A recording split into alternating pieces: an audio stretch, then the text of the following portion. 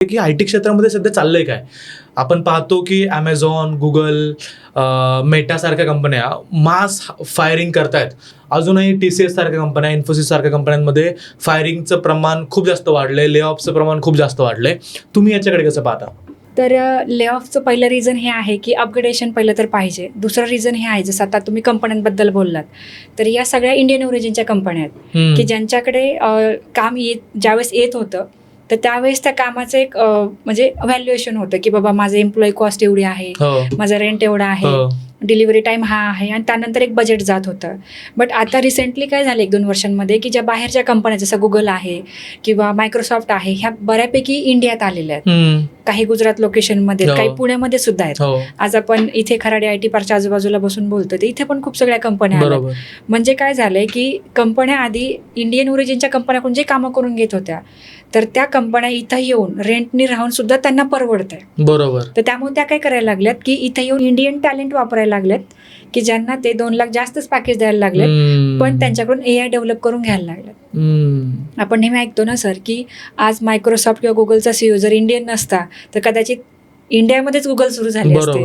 तर त्यामुळे त्यांना इंडियाचा टॅलेंट वापरायचं आहे, त्यामुळे ते इथं आलेल्या आहेत. सो आता मध्ये गॅप हा आहे की जुन्या कंपन्या ज्या होत्या आपल्या इथल्या, तर त्या इथं कॉलेज कॅम्पसमध्ये जाऊन हायरिंग करायच्या, त्यामुळे आपल्या विद्यार्थ्यांना आरामात जॉब मिळायचा. आता त्यांच्याकडे रिक्वायरमेंटच कमी झाल्यात, तर ते कॅम्पसला जातच नाही. बरोबर. उरली गोष्ट ज्या कंपन्या इथं आल्यात तर त्यांची हायरिंग स्ट्रॅटेजी फार वेगळी. जसं गुगल बद्दल जर बोलायचं झालं तर गुगल कधीच एज्युकेशन आणि तुमचं एज बघत नाही, ते फक्त स्किल बघते. बरोबर. तसंच बाकी कंपन्या ज्या हायरिंग करतात त्या कॅम्पसमध्ये जाऊ करतच नाही. मग या सगळ्यांना फक्त स्किल लागतं.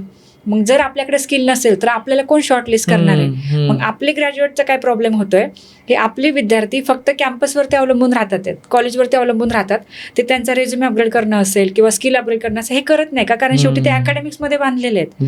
त्यांना ते सब्जेक्ट क्रॅक करायचे, त्यांना थ्रूआउट 80% नावं आणायचे. या सगळ्या गडबडीमध्ये प्रॉब्लेम हा झालाय की त्यांना करेक्ट ठिकाणी हायरिंग होत नाही. दुसरी गोष्ट, ले ऑफमध्ये जरी कंपन्या इकडे आलेल्या असतील तरी सुद्धा जी आता ऑनगोईंग कामं चालू आहेत त्याच्यामध्ये सुद्धा अपग्रेडेशन पाहिजे. जसं की मी एक एक्झाम्पल देईल, ETL टेस्टिंग, ठीक आहे, किंवा टेस्टिंगचा कुठलाही तुम्ही मॅन्युअल टेस्टिंगचा टाईप घ्या, की जर फॉरेन क्लायंटला हे माहिती आहे की टेस्टिंग व्यतिरिक्त जर ऑटोमेशन किंवा RPA सारखे टूल्स आलेत तर क्लायंट काय बोलणार की मला त्या टूलवरती टेस्टिंग करून द्या. क्लायंट हे नाही बोलणार की तुम्ही मला मॅन्युअल टेस्टर द्या, का? कारण त्याला माहिती वेळ जाणार आहे, माझा पैसा जाणार आहे, आणि कुणाकडेच तेवढे पेशन्स नाहीयेत. पण जर आपण 5 वर्ष मॅन्युअल टेस्टिंगमध्ये काम करतो तर आपलं हे काम बनतं की आपण ऑटोमेशनला अपग्रेड केलं पाहिजे. पण जर मी म्हटलं की नाही, मी नाही अपग्रेड करणार, तर कंपनी ले ऑफच करणार ना. बरोबर. कुठल्याही कंपनीमध्ये आधी हे सांगितलं जातं की तुम्हाला हे अपग्रेड करायचंय, पहिला चान्स रनिंग एम्प्लॉईला मिळतो, पण जर त्यांनी अपग्रेड नाही केलं तर त्यांना ती कंपनी सोडायला लागते. दुसरी गोष्ट अशी की ज्यावेळेस कंपनीकडे नवीन प्रोजेक्ट, जसं आता एमडॉक्सचं एक्झाम्पल मी तुम्हाला देते. एमडॉक्समध्ये काय कल्चर आहे की तुम्हाला तिथं फूड मिळेल, ट्रॅव्हल मिळेल, कन्व्हिनियन्स मिळेल, पैसा मिळेल, सगळं मिळेल, पण तुम्हाला तिथं स्किल अपग्रेडेशनला स्वतःच शिकायचे, स्वतः डिलिव्हर करायचं.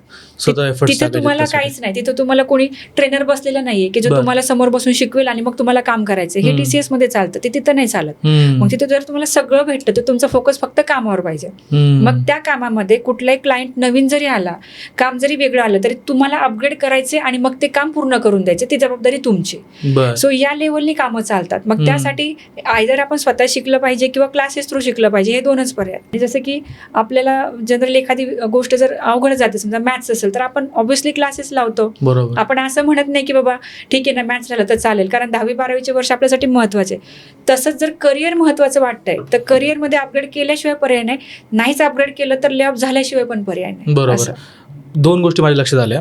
पहिलं तर आहे की तुम्ही खूप बेसिक आणि खूप मूळ जे आहे ते सांगितलं की ज्या कंपन्या आहेत त्यांच्या ऑफिसेस आपल्या इथे आलेले आहेत आणि ज्यामुळे हायरिंग जे आहे या छोट्या छोट्या कंपन्यांमधलं बंद झालंय, कमी झालंय, आणि ते डायरेक्टली गुगल वगैरे मध्ये लोकांना तिथं नोकऱ्या मिळायला लागल्यात. आणि दुसरा पॅटर्न जो सगळ्यात महत्त्वाचा मला वाटतो की अपग्रेड करणं. अपग्रेड स्वतःहून जर नाही केलं तर कंपनी तिथे रिप्लेस करणार आहे दुसऱ्या व्यक्तीला. बरोबर.